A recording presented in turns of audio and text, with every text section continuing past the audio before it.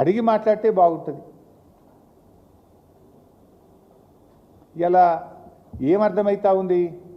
కాళేశ్వరం మీద కుట్ర చేసి మేడిగడ్డ నుండి నీళ్లు ఎత్తిపోయకుండా నీళ్ళన్నీ కిందికి ఆంధ్రప్రదేశ్కు రావాలని కుట్ర చేసినట్టుగా అనిపిస్తూ ఉంది.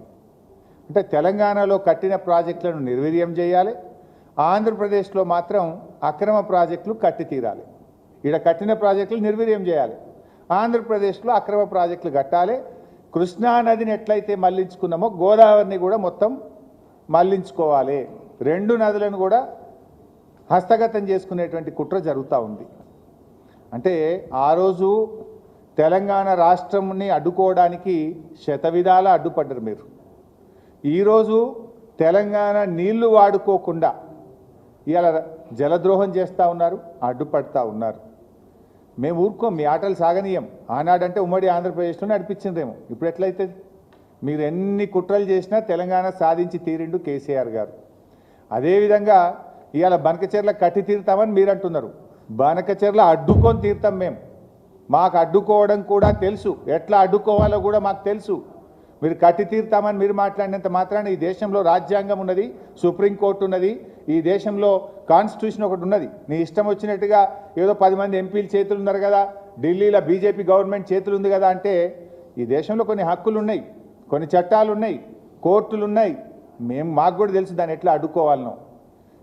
ఎందుకు అంటే మేమేమి మీ ప్రాజెక్టులు అడ్డుకోవాలని మాకేం కాదు, కానీ మా హక్కుల సంగతి మాట్లాడుతున్నాం. మేము మా న్యాయబద్ధమైన వాటా సంగతి మేము మాట్లాడుతూ ఉన్నాం. సో ఇప్పుడు బుల్డోజింగ్ విధానాలు కాదు, ఏదన్నా ఉంటే తెలంగాణ ప్రజల అభిప్రాయాలు గౌరవించండి. తెలంగాణ హక్కులను, మా హక్కులను కాదని మీరు చేయకండి. మా హక్కులకు లోబడి మా వాటా మాకు ఇస్తూ మీరు ఏదైనా చేస్తామంటే దానికి మాకు అభ్యంతరం ఉండదు. కానీ బుల్డోజ్ చేస్తామంటే చూస్తూ ఊరుకోం. ఇప్పుడు కేసీఆర్ గారు కూడా కాళేశ్వరం కట్టిండు పోయి, ఎన్నిసార్లు పోయిండు మహారాష్ట్ర దగ్గరికి? నన్ను తోలిచ్చింది ఒక 10 సార్లు నేను పోయినా. నాగ్పూర్ పోయినా, ముంబైకి పోయినా, ఢిల్లీకి పోయినా. వాళ్ళు ఎక్కడుంటే అక్కడ పోయి బతిలాడుకొని నచ్చజెప్పి మా హక్కుల గురించి, మా కష్టాల గురించి చెప్పినాం. స్వయంగా కేసీఆర్ గారు కూడా 3 సార్లు ముంబైకి వచ్చి అక్కడ ముఖ్యమంత్రి గారిని, గవర్నర్ను, అధికారులందరినీ కూడా కలిసి ఒప్పించి మెప్పించి మేము కాళేశ్వరం ప్రాజెక్టు కట్టాం. కానీ మీరేంది బుల్డోజ్ చేస్తామంటున్నారు. రేవంత్ రెడ్డి మావోడైనా మా చేతులున్నాడు, ఢిల్లీ మా చేతులు ఉన్నది, అడిగేది ఏంది?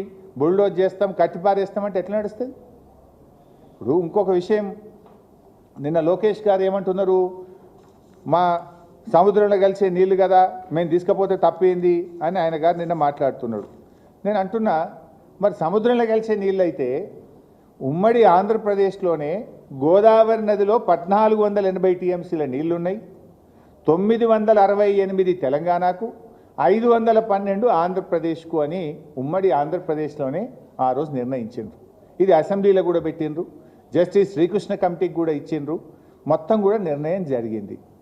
మరి అన్ని నీళ్లుంటే, అన్ని సముద్రంలో కలిసే నిజమైతే తెలంగాణకు ఇప్పటికే కేటాయించబడిన 968 టీఎంసీలను ఎందుకు ఆంధ్రప్రదేశ్ అడ్డుకుంటున్నది? ఆ 968 టీఎంసీలకు లోబడి తెలంగాణ కడుతున్న ప్రాజెక్టులకు ఎందుకు ఆంధ్రప్రదేశ్ ప్రభుత్వం అడ్డు చెప్తున్నది? దీనికి సమాధానం చెప్పండి. నేను ఉత్తమ మాటలు మాట్లాడతలేను. ఇది 968 టీఎంసీలు తెలంగాణకు కేటాయిస్తే ఇది మేము ఒప్పుకోం, ఈ 968 వాళ్ళు సొంతంగా చెప్తుండ్రు అంటున్నారు. ఇది మేం చెప్పింది కాదు. ఉమ్మడి ఆంధ్రప్రదేశ్లో ఆనాడు రాష్ట్ర విభజనకు వేయబడ్డ జస్టిస్ శ్రీకృష్ణ కమిటీకి చెప్పిండ్రు. విభజన బిల్లు అసెంబ్లీకి వచ్చినప్పుడు ఇగో తెలంగాణకు 968 టీఎంసీల నీళ్లు గోదావరిలో ఇచ్చినామని చెప్పిండ్రు. కృష్ణాకు 299, ఆ 299 పంచాయతీ కూడా ఆడికెళ్ళి పుట్టిందే. ఇది దాని మీద ఆంధ్రప్రదేశ్ ఏమన్నదో ఒకసారి నేను చదివి వినిపిస్తా. It is also submitted that Central Water Commission, Ministry of Jal Shakti cannot appraise or approve any new or revised project proposed by Telangana state in Godavari basin based on illegitimate, self-proclaimed, enmarked share of 968 TMC of Godavari water till allocation of share of Godavari water between states of AP and Telangana is finalized through mutually accepted interstate agreement or adjudication by tribunal. ఈ 968 అనేది self proclaimed. దీన్ని base చేసుకొని మీరు ప్రాజెక్టులు ఒప్పుకోవద్దు. ఎప్పటిదాకా ఒప్పుకోవద్దు అంటాడు? కొత్త tribunal Godavari జలాల్లో లెక్క తేల్చేదాకా ఒప్పుకోవద్దట ఒకటి. లేదా రెండో మాట ఏమంటాడు, రెండు రాష్ట్రాలు మ్యూచువల్గా ఒప్పుకుంటే తప్ప కొత్త ప్రాజెక్టులను మీరు అంగీకరించొద్దు అని చెప్పి ఇంకా చాలా రాశారు, దాంట్లో చాలా పాయింట్స్ ఉన్నాయి అన్నారు. మరి నేను అంటున్నా, ఇది ఉమ్మడి ఆంధ్రప్రదేశ్లో ఇచ్చిన 968నే నువ్వు ఒప్పుకోవద్దు అంటున్నావు. నీ గోదావరి బంకచెర్లకు ఎవడిచ్చింది? మరి ఏ ట్రిబ్యునల్ ఇచ్చింది? ఏ తెలంగాణ ఒప్పుకున్నది? నువ్వెట్లా కడతావు బిడ్డ? ఇది మాకు ఉమ్మడి ఆంధ్రప్రదేశ్లో కేటాయించబడినటువంటి అప్పటికే నిర్ణయించబడినటువంటి ప్రాజెక్టులనే నువ్వు వ్యతిరేకిస్తున్నావు. మరి నీ బంకచెర్లకు ఏ ట్రిబ్యునల్ చెప్పింది నీళ్లున్నాయని?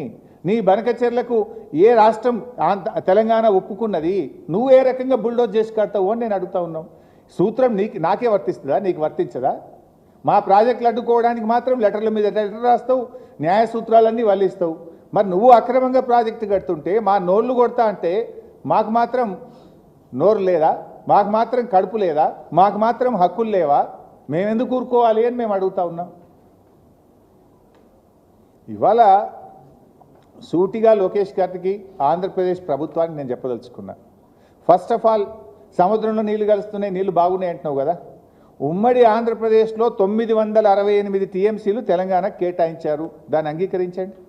దాన్ని వ్యతిరేకిస్తూ కేంద్ర ప్రభుత్వానికి రాసిన లేఖలు అన్నీ కూడా విత్డ్రా చేసుకోండి. గోదావరి నది మీద తెలంగాణ కట్టిన ప్రాజెక్టులను వ్యతిరేకిస్తూ మా సీతమ్మ సాగరో, సమ్మక్క సాగరో, మా కాళేశ్వరమో, మా తుమ్మిళ్ళనో అనేక ప్రాజెక్టులను వ్యతిరేకిస్తూ ఉత్తరాలు రాశారు. ఆ ఉత్తరాలన్నీ ఫస్ట్ విత్డ్రా చేసుకోండి. Point number 1. Point number 2, Godavari tribunal మరియు కృష్ణా ట్రిబ్యునల్, రెండు ట్రిబ్యునల్ కూడా ఏం చెప్పినాయి? గోదావరి నది నీళ్లను కృష్ణా నదికి మళ్లిస్తే నాగార్జున సాగర్ పై భాగములో అంటే తెలంగాణకు నీళ్ళు ఇవ్వాలని ట్రిబ్యునల్ అవార్డు ఉంది. ట్రిబ్యునల్ అంటే it is law of the land, supreme court తీర్పుకు సమానమైనటువంటిది. ఆ ట్రిబ్యునలే చెప్పింది ఆనాడు